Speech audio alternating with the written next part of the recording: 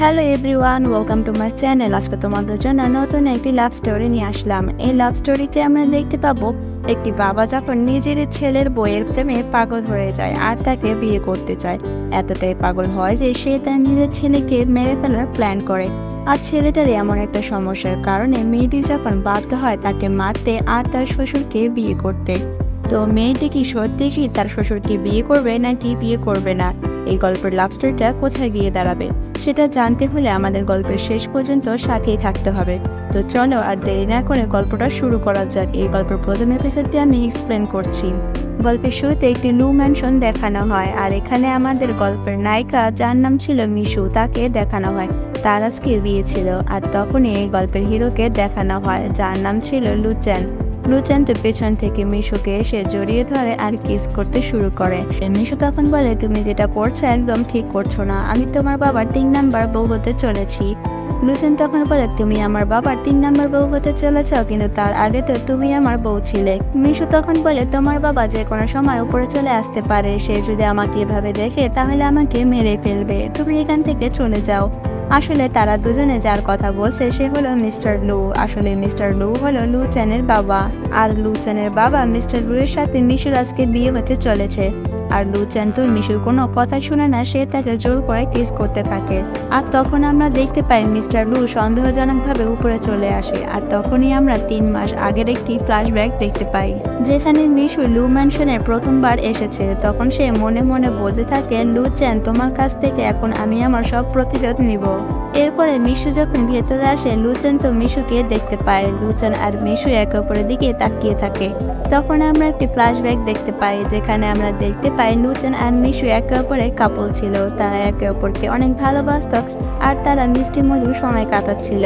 এরপরে সিন আবার বর্তমানে চলে আসে। এরপরে লুচেন মিশুকে বলে, তুমি এত বছর ধরে কোথায় ছিলে, আমি তোমাকে কতবার খুঁজেছি। মিশু তখন বলে, আপনার কোথাও ভুল হচ্ছে, আপনি আমাকে যে মনে করছেন আমি আসলে সে নই। কিন্তু লুচেন যখন মিশুর হাত ধরে, মিশু তখন বলে, আমার হাতটা ছেড়ে দিন। লুচেন তখন বলে, কেন, তুমি কি আমাকে এখনো ঘৃণা করো? তুমি কি আমার থেকে এখনো প্রতিশোধ নিতে চাও?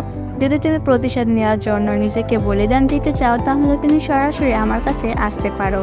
এই কথা শুনে মিশু তখন বলে, আমি আপনাকে আবার স্পষ্ট করে জানিয়ে দিতে চাই, আপনি আমাকে যে মনে করছেন আমি আসলে সেই নই, আমি যে কে আপনার সেটার কোনো ধারণাই নেই। কিন্তু লুচেন তো তার কোনো কথাই শুনে না, যার কারণে মিশু রেগে গিয়ে তাকে একটি চড় মারে আর তাকে বলে, আমি আপনার বাবার 3 নাম্বার বউ হতে চলেছি। এই কথা শুনে লুচেন তখন বলে, তুমি আমার বাবার 3 নাম্বার বউ কিভাবে হচ্ছ?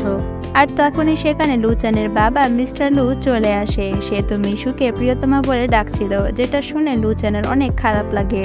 মিস্টার লুচেন তো তাকে একটি ড্রেস গিফট করে আর বলে, তোমার কি এখানে কোনো সমস্যা হয়েছে? মিশু তখন বলে, কোনো সমস্যা হয়নি। এরপরে আমরা দেখতে পাই মিশু সেই ড্রেসটা পরে মিস্টার লুর কাছে আসে আর বলে, আমাকে কেমন লাগছে? মিস্টার লু তখন বলে, তোমাকে তো খুবই সুন্দর লাগছে, কিন্তু এই ড্রেসের চেয়ে তুমি বেশি সুন্দরী। এই কথা বলে মিস্টার লু তো মিশুর দিকে তাকিয়ে থাকে আর মিশু তো একটু ওয়াকওয়ার্ড ফিল করছিল, যার কারণে মিশু তো মিস্টার লুকে বলে, আপনি তো অনেক দূর থেকে এসেছেন, হয়তো আপনার অনেক ক্লান্ত বোধ লাগছে, আমি আপনার গায়ে একটু মালিশ করে দিচ্ছি। মিস্টার লু তখন মিশুকে বলে, আমি তোমাকে আমার কাছ থেকে কোথাও যেতে দিব না। মিশু তখন বলে, আমি কি তোমার কাছ থেকে কোথাও যেতে চেয়েছি?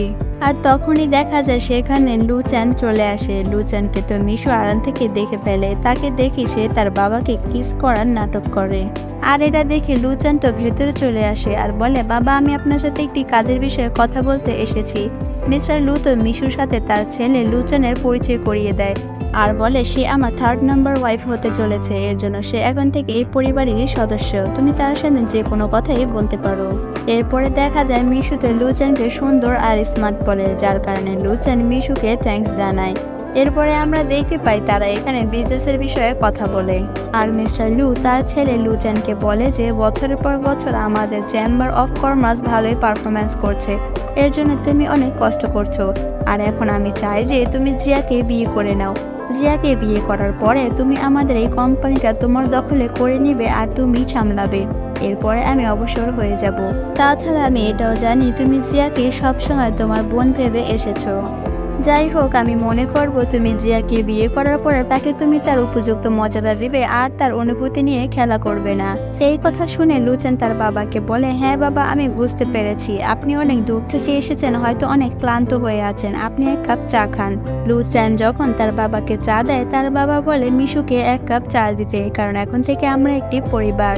লুচেন যখন মিশুকে এক কাপ চা দেয় আর বলে, ম্যাডাম চাটা প্লিজ খেয়ে নিন।